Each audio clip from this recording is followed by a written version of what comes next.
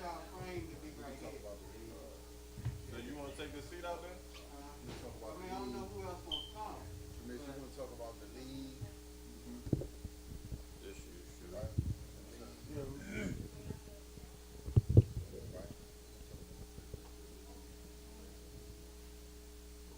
We can kind of tweak this talk. How you got your thing started, talk about the red zone.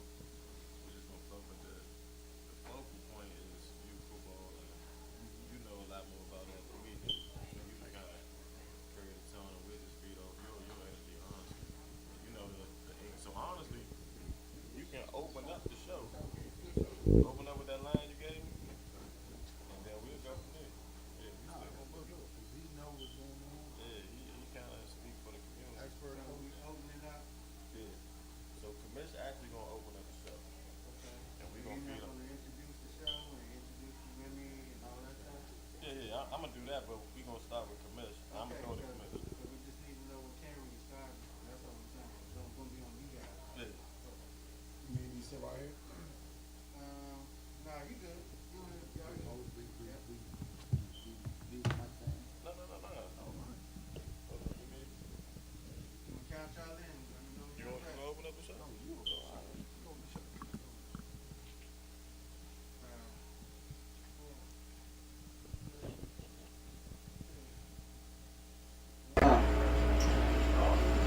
2. Welcome to Sports and Culture. I'm your host Neil Tucker. I'm here with my co-host Coach Bird. Tyrone Massenberg, Coach Bird. Today we got a special program. We're talking about youth football and where it is today. We got a special guest, Commish and Shooter on the panel today. We want to kind of let Commish, he's been overseeing the community for a while as far as youth football. We're going to let him open up the show today.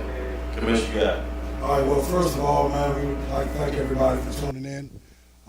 And first and foremost, man, we want to send a special, heartfelt love for all the people that we lost, the kids that we lost in 2020, 2019, and even before that. Some of the youth figures that's been instrumental in the youth football circuit, man. Some of the coaches that we lost, some of the parents that we lost in youth football.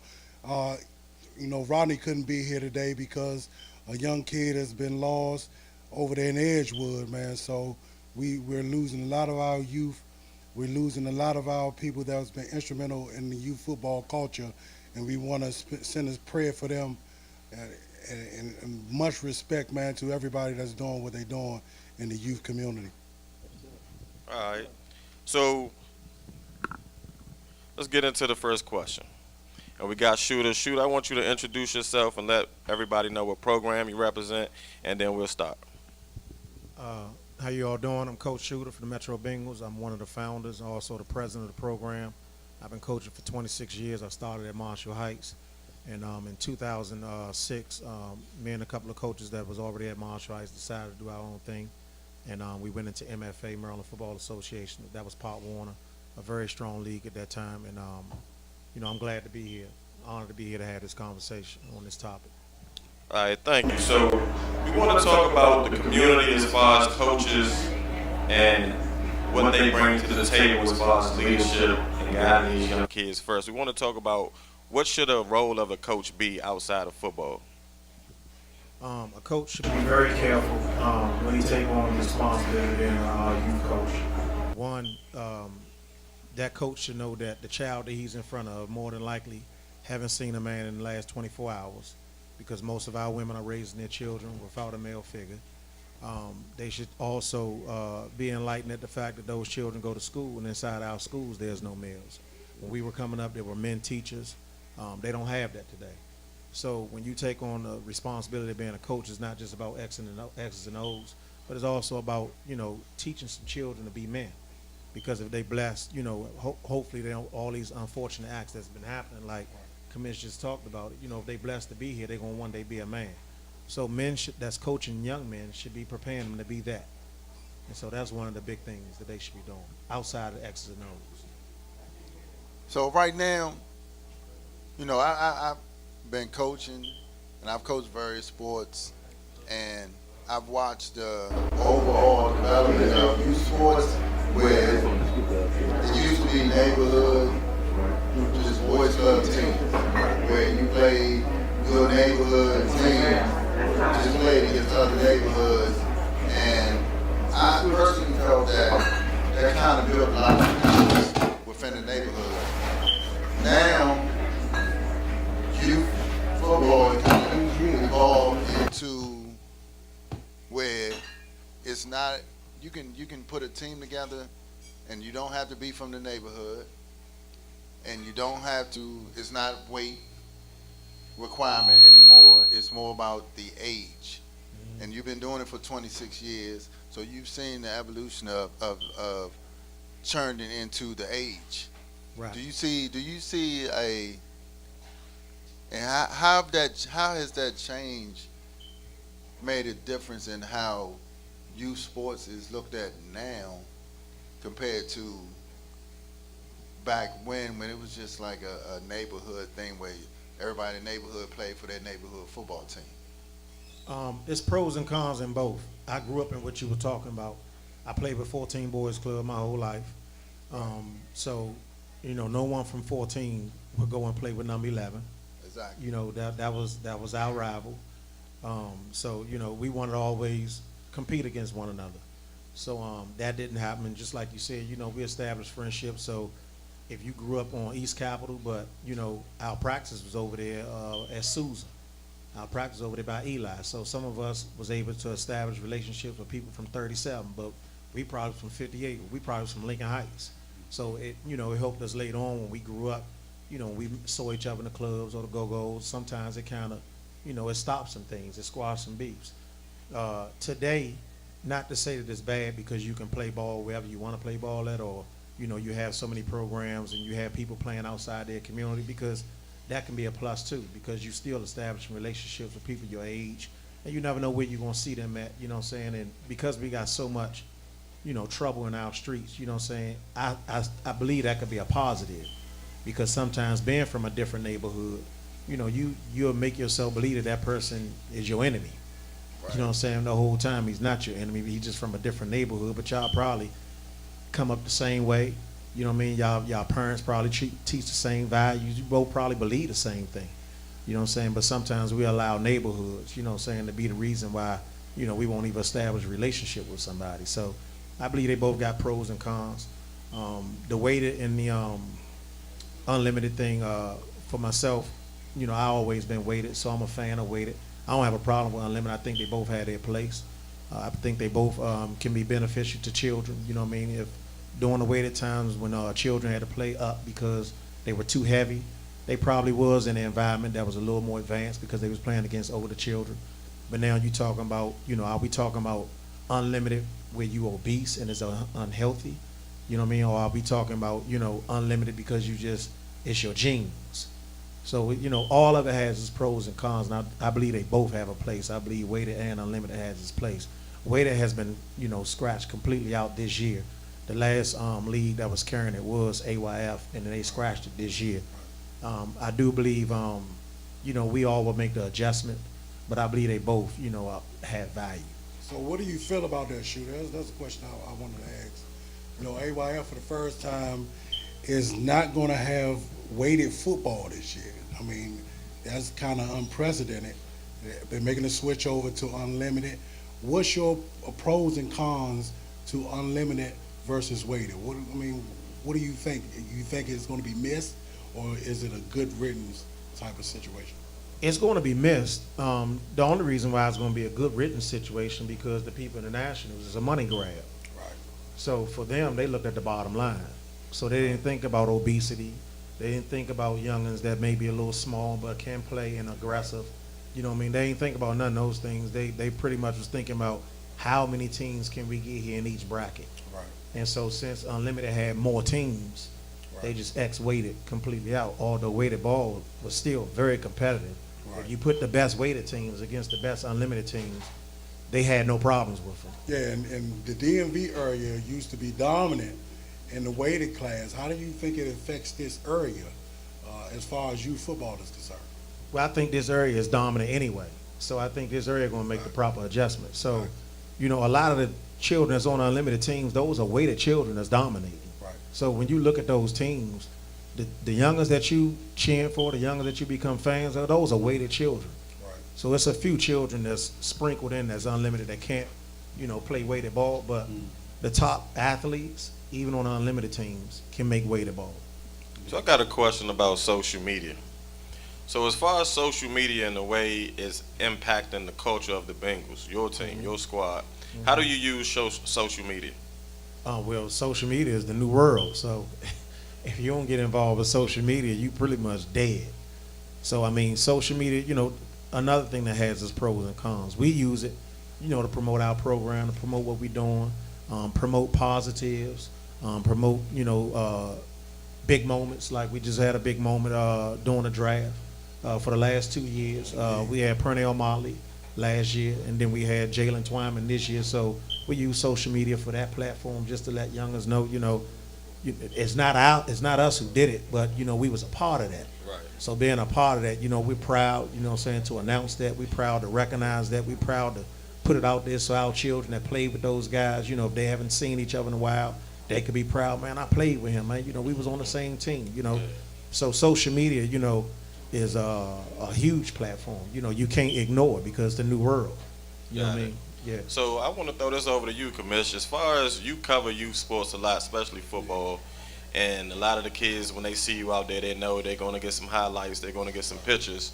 Do you think they do it more for social media, the likes, or for the love of the game? I think it's a combination of both. You have the kids, this is now their outlet in order to get their brand or their sales out into the world. It's not like back in the days where as though you had very few media outlets and kids had to wait for a media outlet to come to their games in order to give them the exposure they need. Now they can do it themselves. So I think it's a combination of both.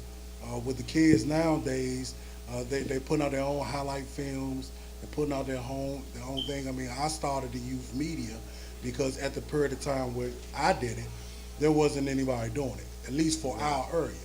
So I started off coaching. I wanted to kind of give a spotlight to the kids, so I stepped away from coaching and used my skill set, for my community and be able to highlight these kids in ways that wasn't happening at that point. But social media has definitely allowed more kids to be seen, more programs to be spotlighted, and I think it's actually a good thing. But some people use social media for the wrong reasons. Right. Some people, man, allow social media to pretty much dictate what they're doing, and that's one of the things I wanted to fight against, using social media with my Duck No Wreck Operation Battle Tesla mantra. A lot of people were afraid to take bump because of how they'll be scrutinized online, right, on social media. So right, we're trying to fight against that and bring it back to the kids and bring it back to competition. Right, so it kind of was a loaded question, right? So both of y'all are saying social media is a positive light, right? Right. So let's talk about the parent that's looking for their kid to get all the likes, or the parent that's heckling the other team or the kids. How do you adjust, and what is the culture of the Bengals for the parents that are running up and down the sidelines heckling the kids? Question. That's a good question. It's hard to stop a parent from running up and down the sideline. What we do try to do, we have a meeting at the beginning of every year, and we meet with the whole program, and we call it the inoculation meeting. So, we tell them about the gun line, like on life. We show them, when you drop your child off, at this field, you dropping your child off to school. So the same way you can't just walk through the classrooms in school and just disturb the class and just walk up on the teacher, this, that, and the third, you can't do that on this field. We tell them, if you're going to celebrate, have some class. You know what I'm saying? We tell them when you celebrate, try not to do it where as though you irritating the team that we playing against, because, if you get adults involved in that, that can spiral out of control. So we have all of those meetings way before the season gets started because we know the potential of what can happen, when that thing, get bad. So we believe in doing that. We've been doing it for years. It worked for us. For the most part, well, I can't even say for the most part, we haven't had no incidents at no Metro Bengals functions, which we have been very blessed. So I don't want to brag on it because anything can happen. But, you know, with all the things that happen at so many fields, and we've hosted some huge games. You know, we done had standing room only down our field on multiple occasions, and everybody came there in peace, and they left in peace. And I believe the home team are the ones that can control that. So, you know, we had that meeting, you know, the beginning of the year, so our parents kind of know that we're a family-friendly, children-friendly program. We are competitive. We do want to win, but we do know that the environment got to be safe for the youth. And if it ain't going to be safe for the youth, you know, we'll step to a parent. We done had those moments. We done went to certain parents, look, man, this ain't the environment. You know, and some parents have left because of it. And for us, you know, we rather you be gone than somebody get hurt. So, you know, we've had to deal with that, you know, and some of them children can really play. You know what I mean? But if the dad or the mom just was going to be belligerent and regardless to what, you know, that's my son, you know, just inserting themselves, you know, at a certain point, you got to start weighing your options. You got to say to yourself, man, you know, do I put 150 families in harm's way just because, you know, this parent, like, wait, no, we can't do that. So, you know, we've had those moments where we just had to let the people know that whether it be coaches or parents, it's not happening down here. And I can say from, you know, from outside in looking standpoint, it's a majority of the parents are doing what they're supposed to do for their kids. I mean, they're cheering them on, and there's always going to be, you know what I'm saying, a certain element, a certain select percentage that usually put themselves before the kids. You know what I'm saying? They say things like they're living through the kids. You know what I'm saying? They're trying to live out their own dreams through their youngins. But for the most part, I mean, this is one thing that I understand that a lot of college coaches told me, because I have a kid that's he's in high school right now, but he has aspirations to go to college. But they say that they vet the parents. Definitely. So you got to be careful, and I'm saying this to all these parents out here, you got to be careful of your conduct because you're being watched, and you can inadvertently cause your kid an opportunity if you're not careful with your conduct. So, you know, you really got to be careful with that, but there is some. But for the most part, there's most of the parents are rooting on their kids in the right way. Well, I want to just say that as someone that deals with college recruiters on a pretty much year-to-year basis, the parents are better. They are better. And passion for the game, you want your kid to do well. I mean, that's just your DNA. You want to see them do well. But you know, there's a right and wrong. I definitely appreciate what the Metro Bengals having that meeting in the beginning of the season. That's something that we've always done. That's something that your top programs that you see will do. And those are the things that you should do. And that keeps your program at a consistent level, and that keeps your kids and your parents at a consistent level where it's a safe environment, and it's win or lose, they leave the field the same way. So I appreciate that. Getting to the product on the field, I know when I played boys club and I look at some of the teams that are playing now, I mean, I'm not going to say that it's bad, social media, because I mean, I wish I was on film. You know, if you're playing and you see yourself running the touchdown, that motivates you next week to get another touchdown. But as far as our DMV area, we have produced some of the best programs, not just in the DMV, but in the entire country. And you know, that shows that we do have great coaches, great programs. And why is it, Commissioner, you've seen a lot of different programs, and you've seen them against programs outside of just this area. What is it about the DMV programs that you see when they get out the car and step on the field, what's that image that you see? I think attitude and what they call moxie has a lot to do with it. Now, I've seen kids play around the country, inside and outside the DMV, but it's something about these kids that grow up in this area that has a certain, you call it an it factor, you call it an attitude, you call it a swagger. It is a big part of their acceleration, man. I know a lot of kids, especially from the DC area, growing up where I come from, man. I come from the south side of DC. Kids ain't had no choice but to go outside and run around and be athletic. And you know what I'm saying? And the way they deal with each other, you know, as far as they pretty much young adults out here. You know what I mean? They kids can be brutal. You know what I mean? So I think that goes into their level of competition. You know, they always into each other. You some trash. You know what I mean? So I think that goes into the part of their actual play set.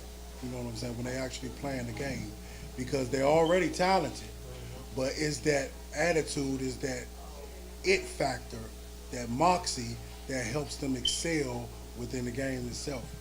I also believe this area, period, though, on all levels, the DC area, whether you talking about sports, whether you talking about on somebody's college campus, whether you talking about the penitentiary, whether you talking about in show business, there's a certain attitude here. Right. So, you know, this area is very, very, very competitive. So when you talking about youth sports, you know, that it carries over. So it's very hard to even compete in this area. You know what I mean? Because everybody, you know, they have that it factor that Commish talking about. So this area, I mean, you put us in any arena, you know what I'm saying, we shine. I mean, this city alone, it's not even a big place. You know what I mean? But we compared to New York and California and Detroit and Chicago, and you're like, how can a place that you can't even see on a map, you know, carry that much weight? Right. So wherever we go, you're going to identify with this culture, you know what I mean, the DMV culture. Right. So you're talking about competition, right? And I want to transfer that energy over to a first-time parent trying to introduce their kids to football. What advice would you give that parent that's trying to get their kids established in the football arena as far as that market? I tell the parents, man, don't abort the process. You know, and when I tell them that, I tell them, you know, don't be impatient. You know, don't be anxious. The race is not to the swift. It's to those that can endure to the end. So, you know, you come out here and you're looking for, you know, instant gratitude. That's not how this happened. You know, some of these children, depending on what age they start, you know, you come out there when you're 10. You know, we had children that have been out there since they was 5. So if you're looking for your son to perform the way that child have been out here 5 years, a lot of times that just don't happen. So, you know, that's why the game's so good, because the game covers so many entities that we're going to run into in life. You know what I mean? So you got to explain to the parent, man, this like a baby. You know, you don't ask a baby to walk when they first come out. You know what I'm saying? You get them a walker. You know what I'm saying? You show them how to crawl first. And so you kind of coach them through that to let them know, you know, they're going to have their bumps and their bruises, but let them figure it out. And, you know, as coaches, you know, we got enough experience out here on this field that whatever they need, we'll be able to get them right. Right. So the Bengals have been an elite program for a long time now. What is it about your culture that keeps you on the top of it? Like, y'all always at least top 5, right? Yes, sir. What is it about your culture that y'all stay elite? I believe just being consistent. I believe coaching. Like Commish talked about, you know, not avoiding those big moments. You know, being able to play against top talent, you know, at all times. You know, our program, we one of the programs that has played almost every national championship team that has ever left here. You know what I mean? And a lot of guys, they run from that.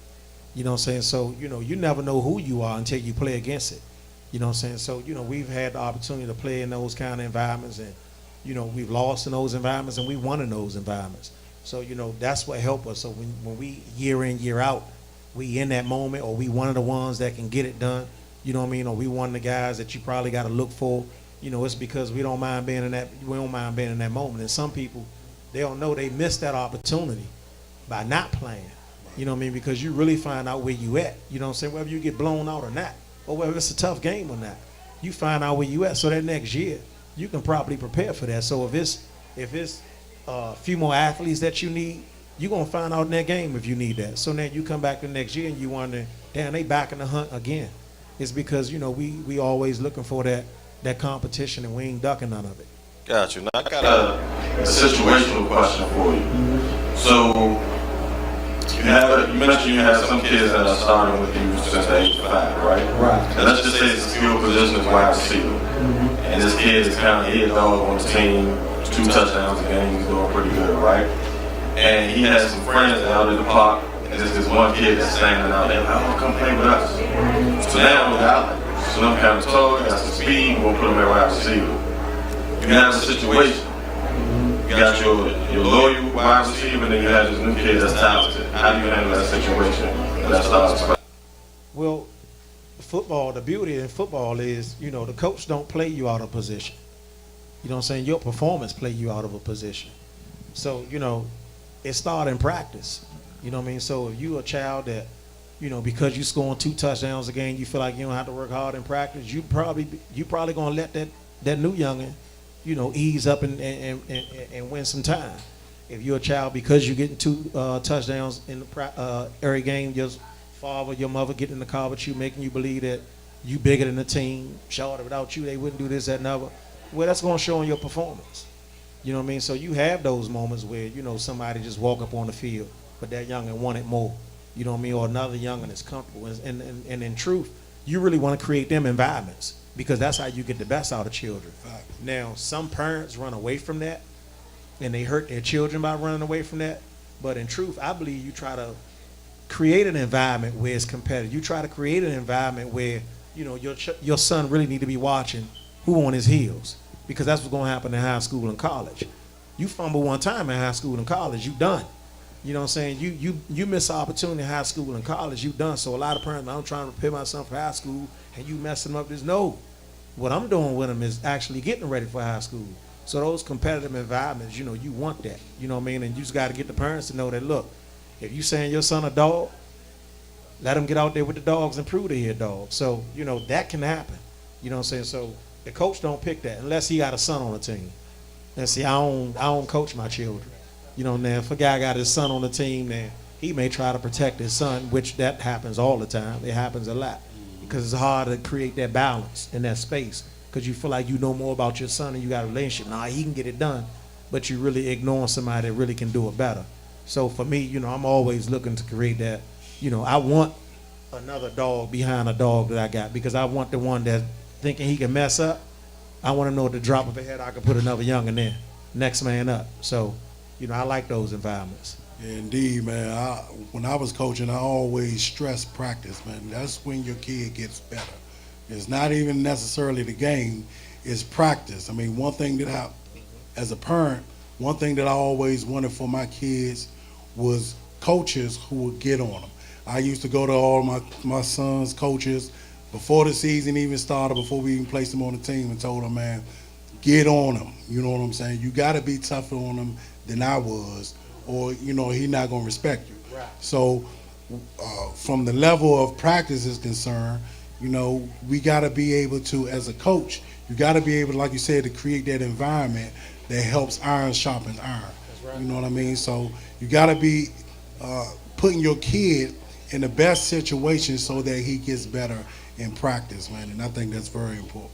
Another thing, just to close on that, I've had parents, you know, for the most part, I'll say 50% of my parents may not understand my method, right? Because like Commish just said, you know, you create that environment, and he wanted his coaches to jump on his children. That's how I am. You know, I'm a disciplinary, so I'm going to jump on children. You know what I'm saying? I'm going to back the parents up, but I'm going to jump on their son. I'm going to ride their son. I'm going to see what their son made of. You know what I mean? And a lot of times, the parent be the one who be uncomfortable. But their son end up loving me to death.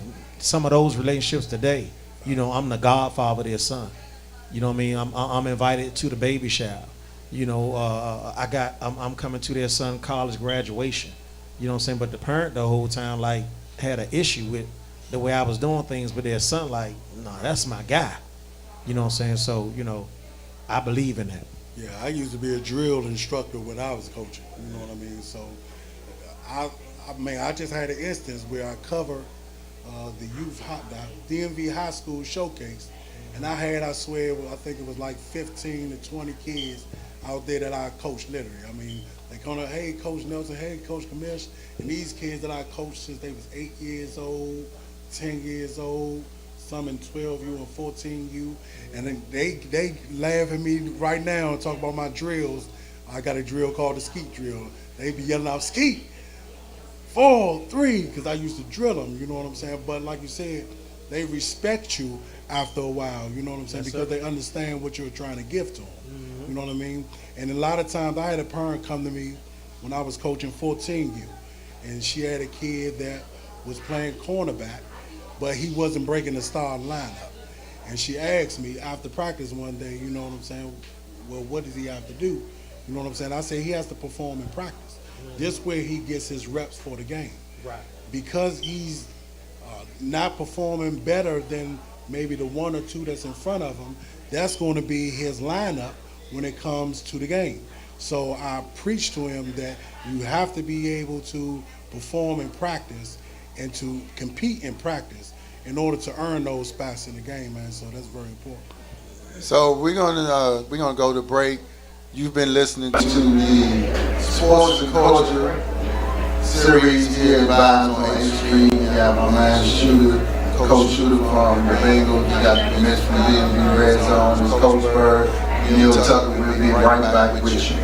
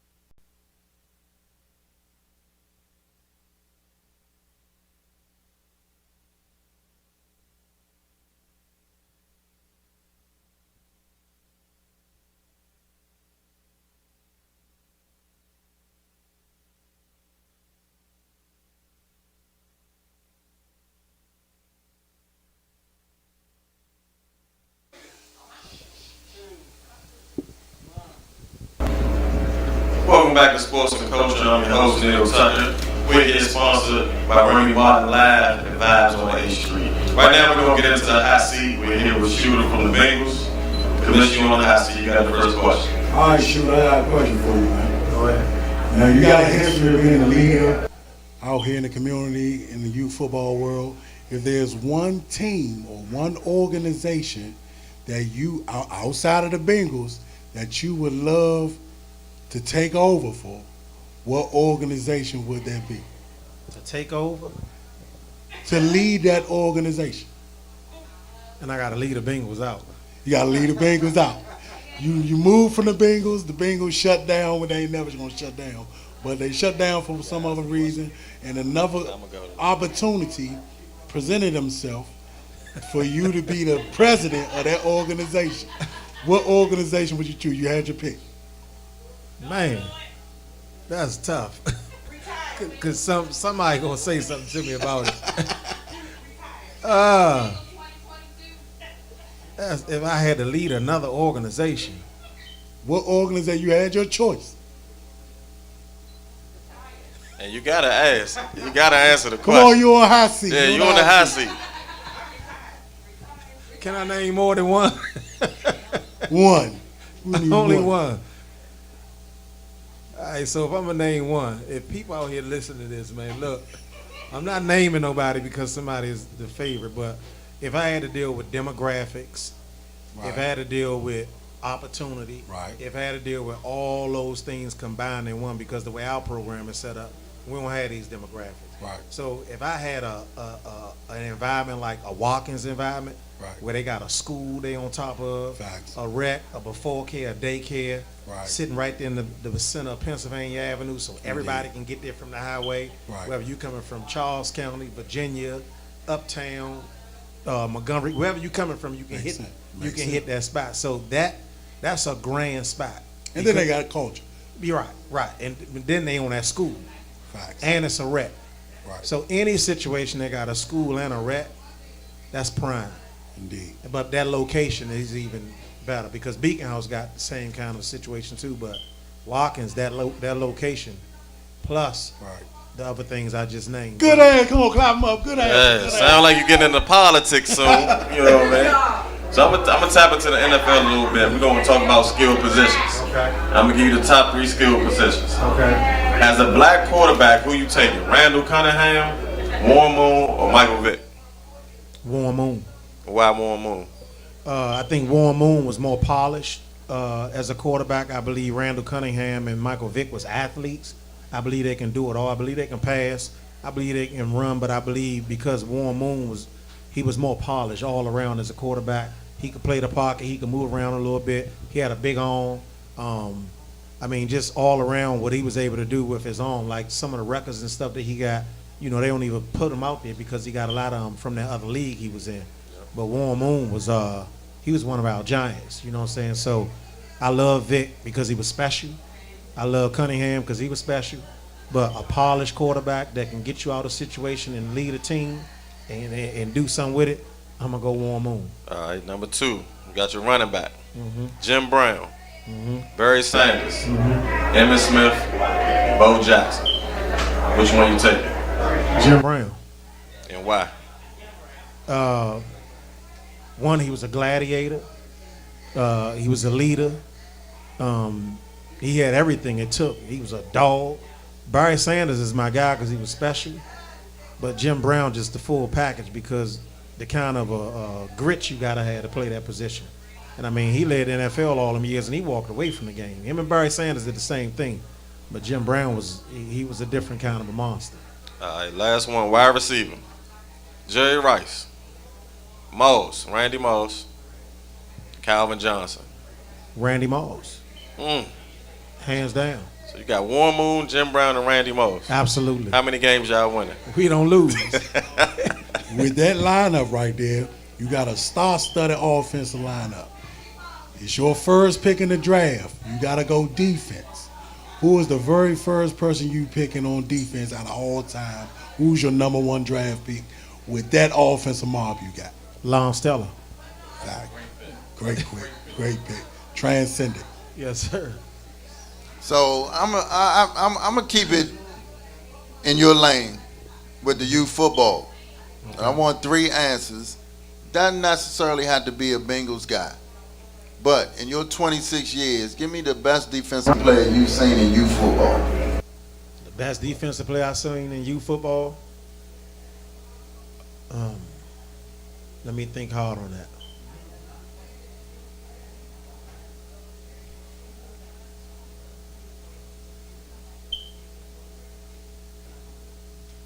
I do the same thing when they That's a ask me tough questions.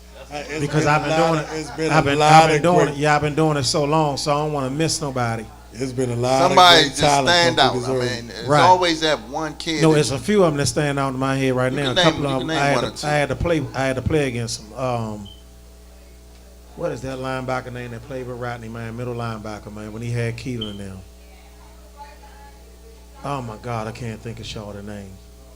He was a dog, though. Oh my gracious, he played with Keelan. He played with Keelan Robbins. He played the middle linebacker Right. on every tackle. But I would say him and Deion Miner from Marshall Heights. Marshall Heights. Deion Deion Miner. Miner. What year was that? Deion Miner played with me in 2005, 2004. And who was the best running back you've seen in your tenure of youth sports? Good gracious. That's a lot of them. There's a lot of them. It's a, running backs Oh, come my a dime a gracious. dozen, man. Yeah, you There's gotta let me always go. that one that you just like. What a nightmare, the best football player that I ever seen play, period. Who he And Okay. he played with White Oak. Oh, okay. Yeah, the nightmare, he all around the best player, period. But best running back, I mean, I would have to say the nightmare. I would have to say Wags from Marshall Heights. I would have to say Dave that played at Woodland. He was special. I would have to say Rashad, who played at Marshall Heights, another special one. And that fifth guy, at this point, from what I seen, I probably had to put Just Came Home in that too. Yeah. He That was played a at dog. Mar. He was another child. He was a If he would have took Marshall Heights to the Nationals, they didn't even have to win it. If he would have took Marshall Heights to the Nationals at Unlimited, I would have gave him the number one. So I'm still giving the Nightmare number one. Right. But Just Came Home. So I'm gonna Yeah, give you he's a since you here representing the Bengals right now. I'm gonna give you this time right now to just let everybody know. I know a lot of people know, but just tell us how special Davon was, man. And I'm giving him this moment right now. That was very unfortunate, but I know he was a very special player Yes. with the Bengals.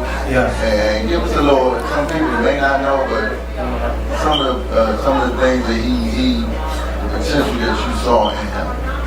The thing that I saw in him that stood out the most was attitude. Day had he had a grit that any coach that coached him was gonna love him because on both sides of the ball he wanted it.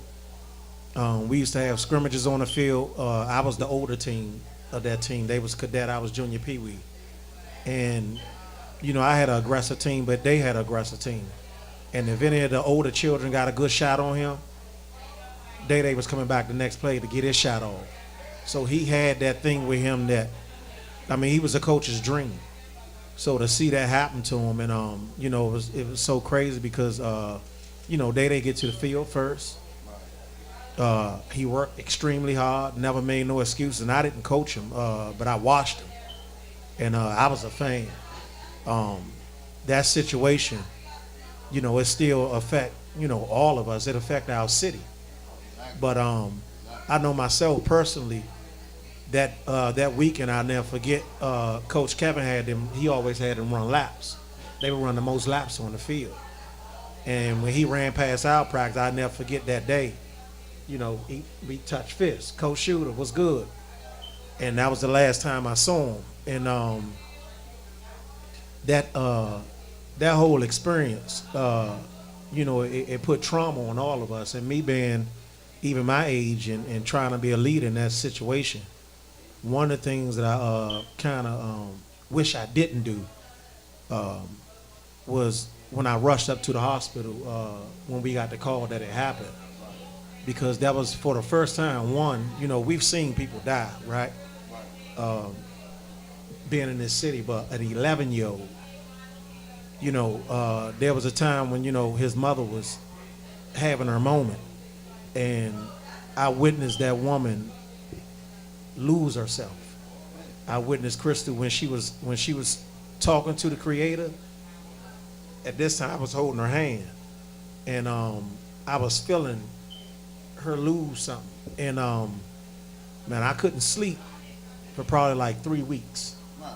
Yeah, my you know, my wife was like, you know, I kept tossing and turning. I really couldn't get no sleep because it was like I witnessed her do that, and I never been that close to nobody when they having that moment.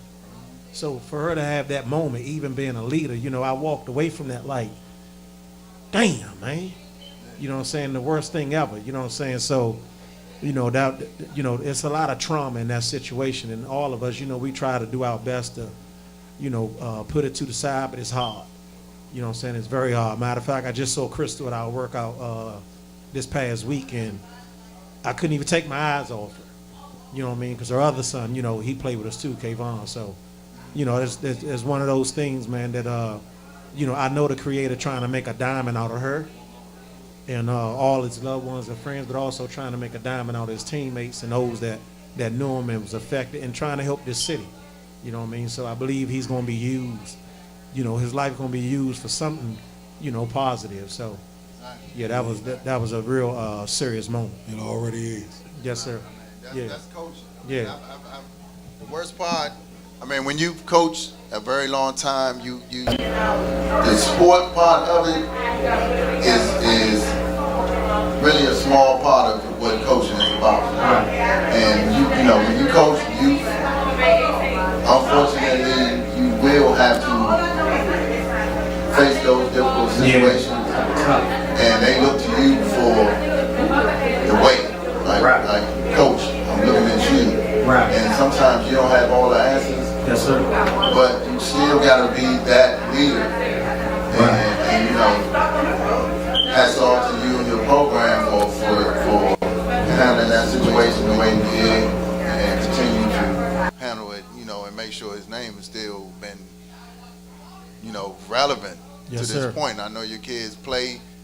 Still, so we're gonna get a big opportunity to do it this year. We Exactly. We're gonna represent them definitely this year. So, getting back to that hot seat question, and I remember you said that your job is to prepare for the high school. Mm-hmm. So when you say you want to prepare for the high school, I'm a public school guy. I'm a public school guy. So do you say prepare for the high school for the neighborhood, or do you see the public? Do you think there's an advantage of preparing your kids to go to the private school, or is it okay to go to public school? Or do you have any influence at all coming from the youth football league? Does that have influence on where they go to high school? I love both situations. Now I believe some children are public school children, and I believe some children are private school children. And so I've been a part of that process so many times, so I know the difference. So there are some children that's made for private school because they could do them both. They can handle that environment academically, you know what I mean, and they can handle that environment as far as the culture, because the culture is different, you know what I mean, and they can handle what's going to happen on that field. But then you got some children, it's not that they challenge academically, but they're used to a particular environment. They may not be used to that structured environment, being taken out their neighborhood, being in an all boys environment, or being in an environment where, you know, it's real diverse and, you know, a lot of rules and all that kind of stuff. They want to be able to still be themselves, right, you know what I mean, but still perform. So they want to be able to AI the situation. And so those kind of children, you know, you make sure they go to a public school so they can still shine. Because at the end of the day, you want to give the child and the parent the best advice that you know. They're going to do what they want, but you can look at a child and say, look, Mom, I don't know if he'll do well in that private school situation, but a good public school situation is a H.D. Wilson. You know what I mean? That's my old school, but H.D. Wilson putting them out there. a good public school situation is a friendship. You know what I mean? And now with Coach Bink up at Dunbar, you know what I mean? Those are great situations. So public, I think is very good. I think private is too, though. So they both, you know, they both have their place. But every child can't go private. Yeah, everything. Is Gotcha. They just can't. So let's put you back on the hot seat. If you had a chance to coach at one high school, private and public, which school would it be? If I had a chance, to coach high school, I would want to go to a school that don't even have a program. I would want to go in the environment and create my own program, because I see the programs out here, the high school programs, and they all doing well. But I believe if I had my way, I would have a manhood training class, and every guy that play any sport, whether it be football, baseball, basketball, whatever it would be, they will all have to take that manhood training class. And in that manhood training class, we'll be teaching fatherhood, we'll be teaching business, we'll be teaching economics, we'll be teaching credit, we'll be teaching what it take to be to run a household. I'll have all those things. So those children, if I was in a program, I know schools won't let you do that. A charter school will let you do that, but public and private really ain't open to that. Okay. So I would want to go into an environment where they don't have no program, and they say, Coach Shooter, what can you bring to this school to get us up and running I respect that. in a situation? So that'll be ideal for me. Gotcha. Now I'm pushing you back on the hot seat here. Taking the Bengals out of the equation, who are the top 5 programs? Listing them 1 to 5. 1 being the top, 5 being the bottom. Youth program. Youth program. I mean, it's always that big 5. The big 5 is always White Oak, Watkins, Marshall Heights, Beacon House. You know what I'm saying? So if I'm taking us out of it, you know, I gotta longevity and consistent.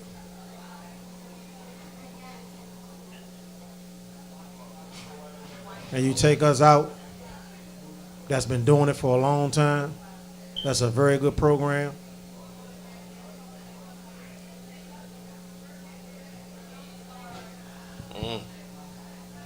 I got the big 4. Yeah, you got the 4. I got the big 4. But when you take us out of that 5, because it's some good programs, but like I would say Montgomery Village. Okay. They've Montgomery Village might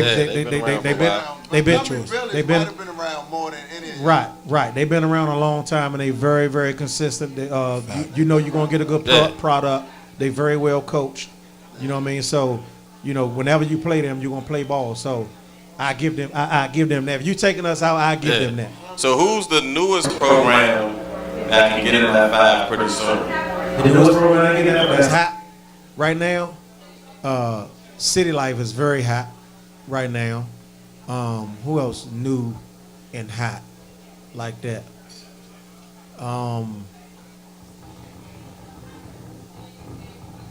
Another new program that's hot that can get in that mix.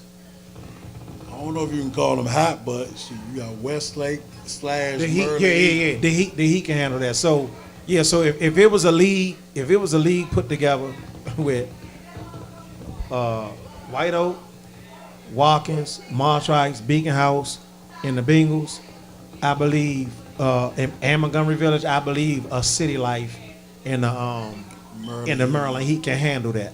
Right. Now a lot of them other new programs, they can get lost in that. You know what I'm Okay. saying? Yeah. All right. Hey man, I got one question for you for the hot seat. I'm not even gonna put you out there to where though you gotta answer for all of the DMV. What was the top or the best Metro Bengal game ever? Best Metro Bengal game ever.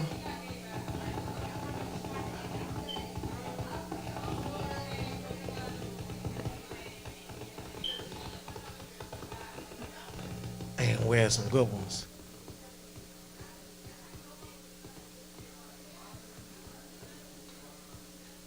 Best Metro Bengal game ever. Then I'm gonna tell you mine. I'm gonna tell you mine after you tell me yours.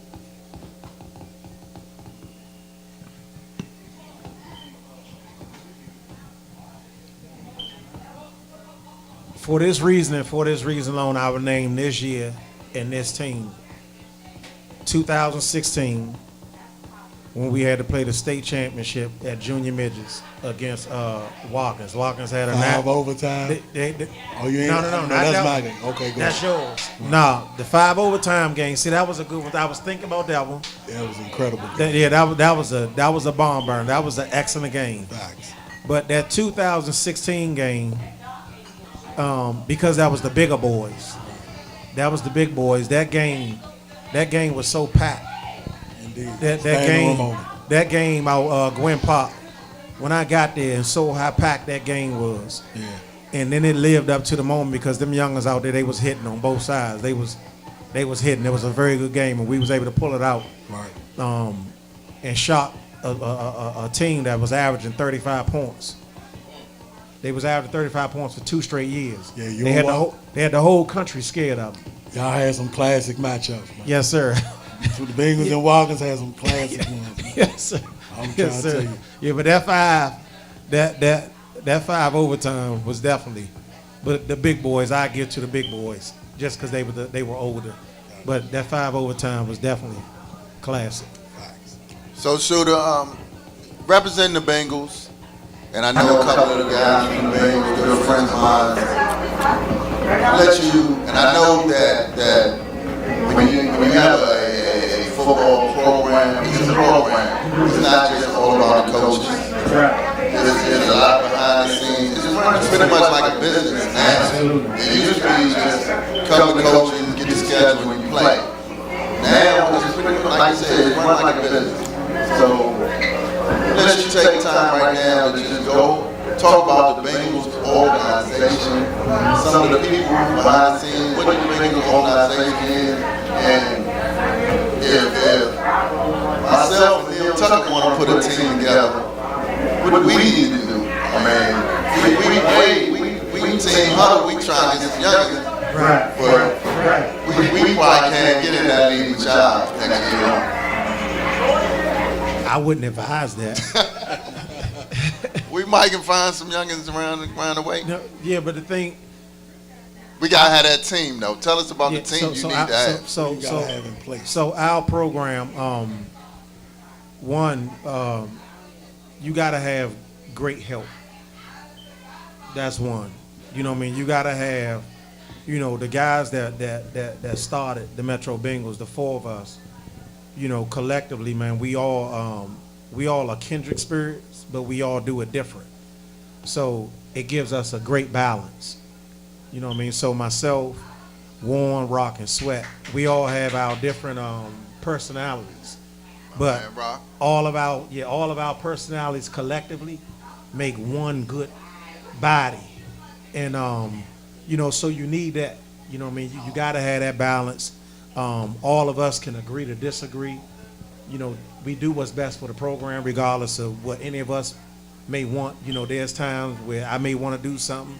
There's times when Rock may want to do something, Warren may want to do something, Sweat may want to do something. But if all 4 of us don't agree on that, all 4 of us always keeping the program up front. And then on top of that, when you have that, we got so many great helpers with us though. Because even us 4, we got some people that got our back, that really make the program go. You know what I mean? We met some beautiful, beautiful human beings, man. I'm talking about male and female, and they know who they are. The names can go on. You know what I mean? It's so many of them. Some of them here tonight. We got Diane here. We got Angie here. Michelle. Sean, just so many people. It's, Whitey. I mean, people that you done seen around us for so long. Even people that ain't even with us no more. I mean, just to give you a scenario, Nikki Salahuddin, we coached her son. Last time we coached her son was in 2013. She called me probably a month ago. Coach, how you doing, Coach? I said, I'm doing fine. What's up with you? I'm just calling to let you know I'm adopting 2 of them Bengals this year. I'm going to adopt 2 to 3 of them Bengals. So whatever they need, let me know. That's major. We had another parent named Boogie, Coach Shooter. I got 3 or 4 of them players this year. They mine. I'm telling you, man, I ain't letting you get away this year. I'm adopting for those youngers, so whatever they need, I got them. You know, and so many other people, man. Brothers Huddle, my man Maurice, serve our community. Let me make sure I get his name right, because he just did something big for us. Serve your city, brother Maurice. My man Wim. West. No, oh yes, sir. Kenny Westray. Mr. Shelton family. This is a family that his sons graduated from the program. Then they went and got college degrees. And they followed their father's footsteps. Their father used to just cut checks to us. But now the sons, one of them went to Maryland, played ball, ended up getting a master's degree in engineering. Now he come back to the field with a check. You know what I mean? So it takes so many people, man, to have what we have. So we have a very good program, not because of one or two or three or four of us. We got a very good program because so many good people, man, that then, you know, we didn't just met some phenomenal people, you know what I mean? People that now, you know, they family to me. You know what I'm saying? They family to all of us. So, you know, it takes that. So you gotta have great help. It's a lot of work. So Shooter, before we let you go, man, we always close the show with a Mount Rushmore. So I want you to do two. I want you to do a Mount Rushmore coaches and youth football, and then I want you to do one of sports overall. Your Mount Rushmore, your top four, any sport, not just football. Okay. So you start with youth sports. Youth sport, Mount Rushmore, coaches. Some of the coaches I'm gonna name, people not gonna know them because it's a lot of new coaches. But Mount Rushmore coaches, I gotta go with Herb from Baltimore, Northwood. Herb Estep. I gotta have Jay Ford in there. Jay Ford is really the one that's responsible for all of us wanting to go national. A lot of people don't know him, but he was the first one in this area to go national. People don't know that he went 5 or 6 times and he finally got one. But he was the first one to bring that kind of a environment here. Who did he play with? Huh? Who did he coach for? He was coaching Marsh Heights. He was the founder of Marsh Heights. Yes, sir. Steve Norcio. Right on. I will put Coach Lottie. That's your four. Nah, but I got to put one more in there. I can't. If it got to be, I got to put Coach Mook in there All right. from Marsh Heights. Right. Gotcha. So if I was to put together a Rushmore, they got to be in there. All right. So transition to professional sports. What's your Mount Rushmore? Not just football, any sports overall. Mount Rushmore in professional sports.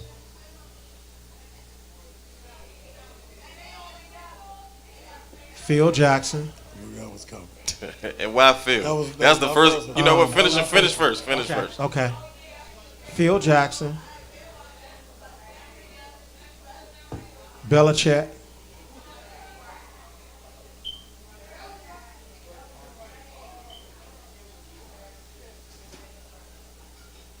That's tough.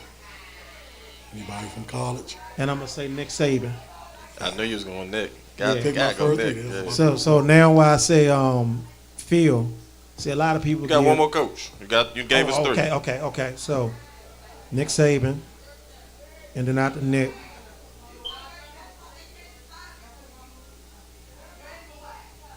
John Thompson, Georgetown, Mount So Rushmore. So Go ahead. I pick Phil. A lot of people give Phil the blues and say, well, he coached Mike and he coached Kobe and he coached Shaq. Well, what made me feel that way about Phil, and people could go look this up, I heard Phil Jackson talk about, they was asking him, how did you coach somebody like a Michael Jordan? This would let me know that he was a great coach. He said, you don't coach Michael Jordan. He said, you put Michael Jordan in situations that he going to see. He said, because you can't coach what he had. So they said, give me a scenario. He said, I knew that people was going to try to irritate Mike by hard fouling him, by being real aggressive. He said, so I used to set up practices and make him real aggressive. He said, I would put Mike in situations where he was part of the A team, but when the A team go up by like 15 or 20 points, he'll put Mike on a B team and tell Mike, then go win the game. And Mike will look at Phil like, man, you want me to go against Scotty and all them? We up by 15? And Phil look at him and say, go win the game. And he will bring the best out of Mike, and Mike will find a way to beat Scotty and all those guys.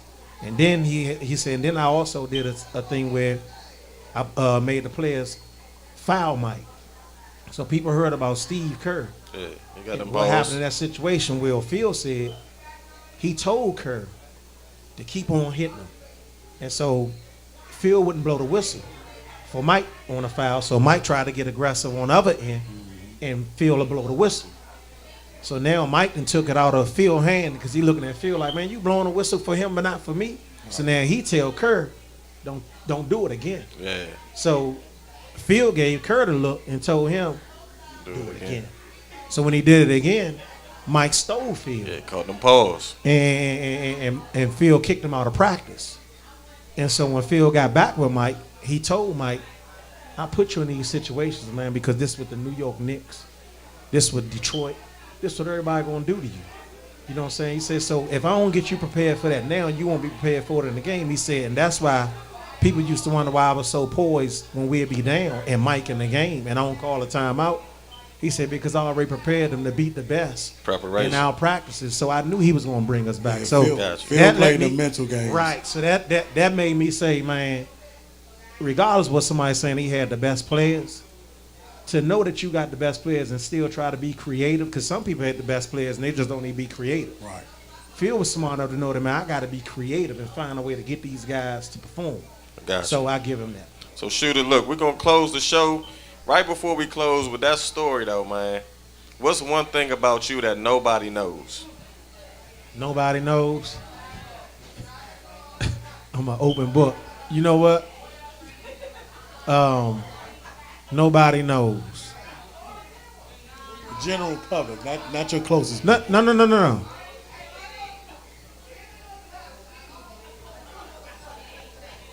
People got a lot of confidence in me, right? So they don't know. I believe people don't know Coach Shooter got feelings. So Respect. everybody think I'm so tough and can handle anything. So sometimes if somebody say certain things, I take it, but some of those things is like I want to respond to it. You know what I'm saying? Because I'm a person too. Facts. But a lot of times I gotta eat so much, you know what I'm saying, because I'm in a leadership position. I gotta take so much because I'm in a leadership position, but a lot of times I wanna say something, but it's like, man, I'm gonna eat that for the team. Facts. Well, Shooter, definitely from the sports and culture family, thank you for coming on, representing for all the coaches. And we definitely want to shout out Danny and Vibes at 8th Street. Next week we have the elite barbers in the area. And once again, this show is sponsored by Remy Martin. Thank y'all for tuning in. Thank y'all.